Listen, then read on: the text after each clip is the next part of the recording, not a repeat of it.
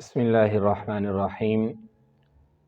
قرآن مجید فرقان حمید کے اندر اللہ رب العزت کا ارشاد ہے، لَقَدْ صَدَقَ اللَّهُ رَسُولَهُ الرُّؤْيَا بِالْحَقِّ۔ اللہ رب العزت نے جو کچھ رسول پاک صلی اللہ علیہ وسلم کو خواب کے اندر دکھایا، اس کو اسی طرح حق اور سچ کر کے دکھایا۔ خواب کا جو سلسلہ ہے، در حقیقت اصل میں انسان کو جو علوم حاصل ہوتے ہیں، اس کے دو ذرائع ہیں، دو طریقے ہیں۔ ایک تو انسان کو جب انسان جاگ رہا ہوتا ہے، انسان کسی چیز کو دیکھتا ہے، اس کا علم اس کے ذہن میں آتا ہے، یا کہیں سے کچھ سیکھتا ہے، اس کا علم اس کے ذہن میں آتا ہے۔ دوسرے نمبر پر جب انسان حالت نیند کے اندر چلا جاتا ہے، سو جاتا ہے، تو سونے کے حالت کے اندر، نیند کے حالت کے اندر اللہ رب العزت اس انسان کے دل پر کچھ علوم، کچھ چیزوں کے القاء کرتے ہیں، اور جب انسان جاگتا ہے تو وہی علم، وہی کیفیت، وہ ساری چیزیں انسان کے ذہن میں موجود رہتی ہیں۔ تو اس کو خواب کہا جاتا ہے۔ یہ جو خواب کا سلسلہ ہے، خواب کی در حقیقت اصل میں خواب تین قسم کے ہوتے ہیں، تین طرح کے خواب انسان کو آتے ہیں۔ پہلا خواب جس کو خیالات محض کہا جاتا ہے، انسان دن بھر جو کام کاج کرتا ہے، ایک فیکٹری والا فیکٹری میں کوئی چیز بناتا ہے، رات کو سوتا ہے تو وہ ساری مشینری اس کے ذہن میں گھوم رہی ہوتی ہے، اور وہ وہی چیز نیند میں بھی کہہ رہا ہوتا ہے۔ جی اگر ایک مزدور ہے، کسی کو اینٹیں دے رہا ہے، تو رات کو جب سویا تو وہ سوتے سوتے وہی کچھ کہہ رہا ہوتا ہے، جی اینٹیں دو یا لو۔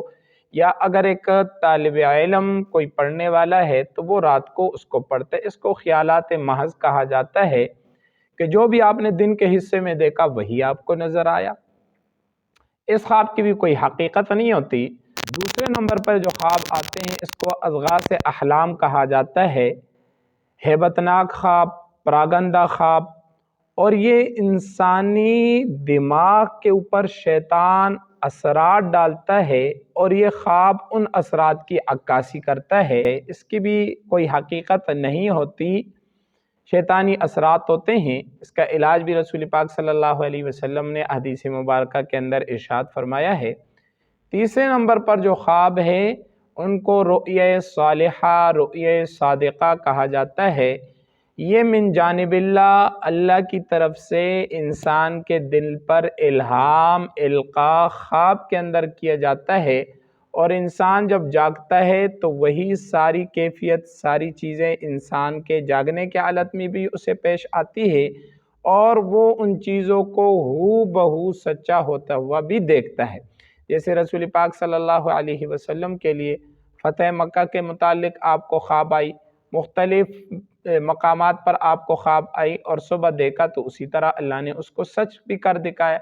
اس کو رؤیا صالحہ کہا جاتا ہے۔ اگر یہ خواب انبیاء کو آئے تو ایسی صورت کے اندر یہ خواب وحی کا درجہ رکھتی ہے، من جانب اللہ ہوتی ہے، اور وحی خفی کا درجہ رکھتی ہے۔ اگر یہی خواب کسی مسلمان کو، نیک آدمی کو، متقی کو یہ خواب آئے تو یہ اس کے لیے صرف باعث تسلی ہوتی ہے، اور اس سے زیادہ کہ اس سے نہ کوئی شریعت کا حکم ثابت ہوتا ہے، نہ آپ اس خواب کو لے کر کوئی کام کر سکتے ہیں۔ بہرحال یہ جو خواب ہے، یہ تین قسم کے خواب ہے۔ اس میں ایک تو یہ بات ذہن میں رہے کہ جب بھی آپ کبھی خواب دیکھیں تو خواب یا برا ہوگا یا اچھا ہوگا۔ اگر برا خواب ہے تو حدیث مبارکہ کے اندر آتا ہے کہ اس خواب کا تذکرہ آپ نے کسی سے بھی نہیں کرنا، کسی کو بھی وہ خواب نہیں بتانی، بس خاموشی سے اپنی طرف سے کوئی صدقہ خیرات کرے۔ اور اگر وہ ایک اچھا خواب، ظاہراً اچھا معلوم ہوتا ہے، نیک خواب ہے، تو آپ اس کی تعبیر کسی نیک، متقی، پرہیزگار یا عالم دین سے اس خواب کی تعبیر پوچھیں، اور ان کے رہنمائی میں اپنے خواب کے حساب سے جو بھی آپ کو بتائے اسی کے مطابق آپ عمل کریں۔